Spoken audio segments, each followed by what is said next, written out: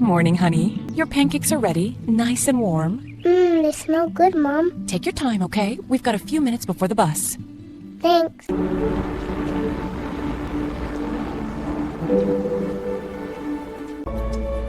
Anything? Not yet. Keep looking. Have you seen this boy? Please take one. Let me know if you hear anything. Is there any updates from the police? You think he's still in the neighborhood? You said you wanted to clear the air, Frank. Now's the time. I took the boy. I didn't mean for it to... Where did you take him? Basement, down on Prince. I just wanted him to stop crying. We're outside the Manhattan Criminal Courthouse where today's indictment has left a community shaken yet again. The suspect pleaded not guilty this morning. Proceedings resume later this week. They chose not to appear today. Your Honor, the facts are clear. He confessed in detail. The jury deserves to hear the full statement. A coerced statement. Hours without counsel, no Miranda rights. It's inadmissible and you know it. The boy's family deserves justice, not technicality. On that clear Manhattan morning in 1979, a 6-year-old boy named Etan Patz took his first brave, solitary steps towards the bus stop. His tiny shoes clicked on the pavement of SoHo, and with a mix of innocence and budding independence, he began what was meant to be a simple walk. In those early hours, the city whispered promises of adventure and safety, but in a single, heartbreaking moment, that promise shattered. Etan disappeared. He never made it to school. The silence that followed echoed through neighborhoods and hearts alike, leaving behind a mystery that would come to haunt the city and change countless lives. Etan's story began in a close-knit family where morning routines were cherished and every day was filled with small, loving gestures. His parents, proud and protective, had watched him grow with hope and care, marveling as he reached milestones that once only belonged to older children. The bustling streets of SoHo, with their blend of charm and urban edge, served as both playground and backdrop to his early life. Neighbors recalled the gentle laughter and the joyful energy that emanated from his home. That day, as the sun rose over Manhattan, Etan's parents prepared him for his first solo walk, a rite of passage that symbolized trust and independence. Yet, as the city awoke and the familiar sights of brownstones and busy storefronts unfolded, an undercurrent of uncertainty began to ripple through the routine rhythm of ordinary life. On the day of his disappearance, Etan's short route unfolded like a simple, everyday journey. He paused briefly at the corner store to buy a small bottle of soda, a treat he had been given permission to indulge in. Neighbors later recalled the sight of a bright-eyed child embarking on his adventure in the heart of the city, every step filled with promise. But as the minutes stretched into an uneasy silence, the familiar route turned into an enigma.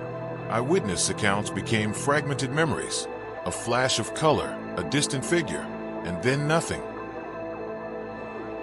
The vibrant streets of SoHo, once filled with the laughter of a child, stood frozen as despair began to seep into the collective consciousness of the community. Time itself seemed to slow, marking each second with the weight of an unanswerable question: where was little Etan? In the immediate aftermath, a massive investigation was launched that would mobilize nearly 100 police officers and an array of dedicated bloodhounds. The shock sent ripples of anxiety and determination through law enforcement and the community alike.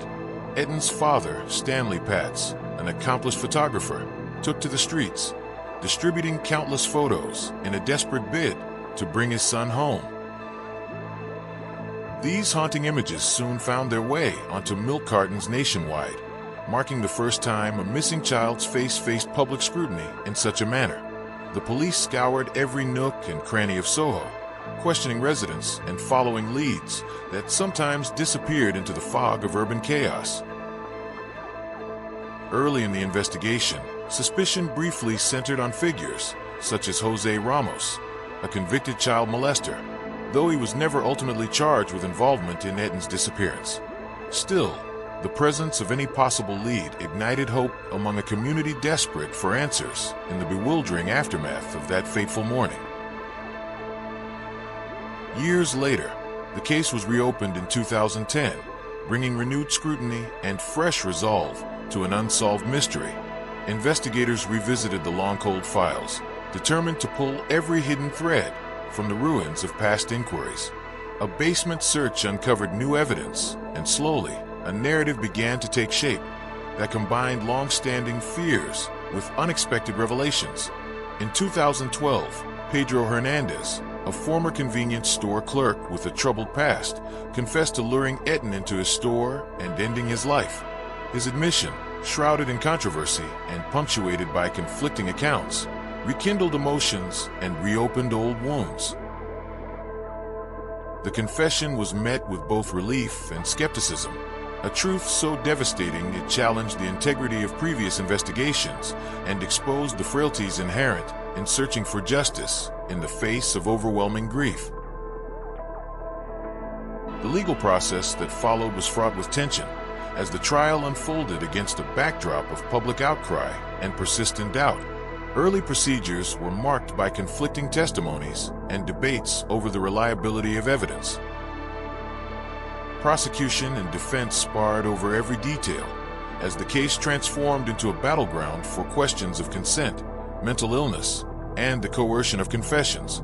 The initial trial ended in controversy. A mistrial was declared, and subsequent legal battles led to a conviction that many viewed as deeply flawed.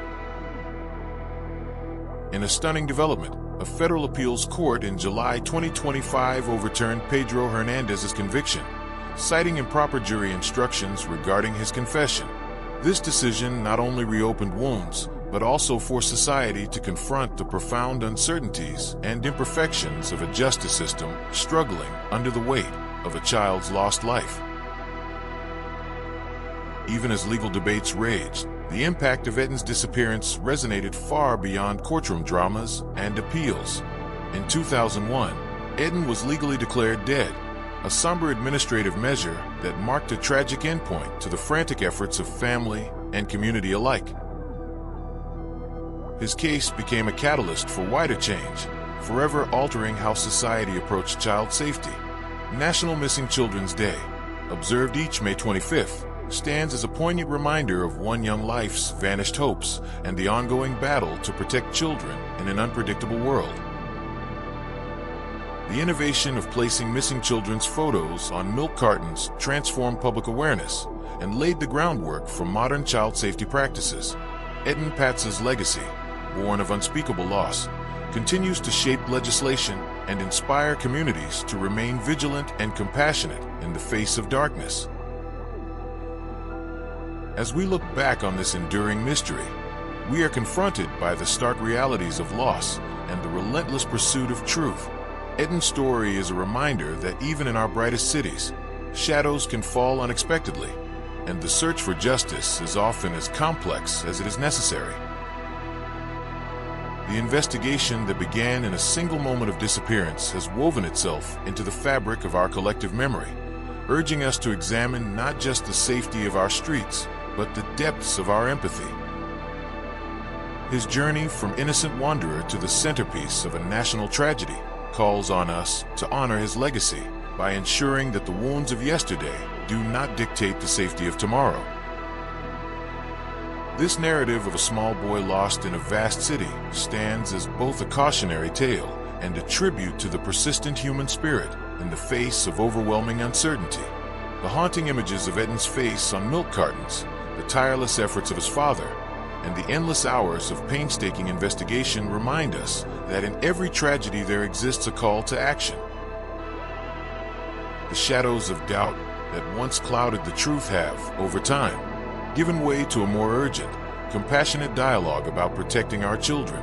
And though the legal battles continue and questions remain unresolved, the legacy of Etan Patz endures, offering both a memorial and a mandate for change. In reflecting on his story, we are left with a deep, abiding question. How can a community rebuild its trust in the face of such a profound loss? The tale of Etan Patz binds generations in a shared commitment to vigilance, reform, and the unwavering hope that justice, however delayed, will one day prevail.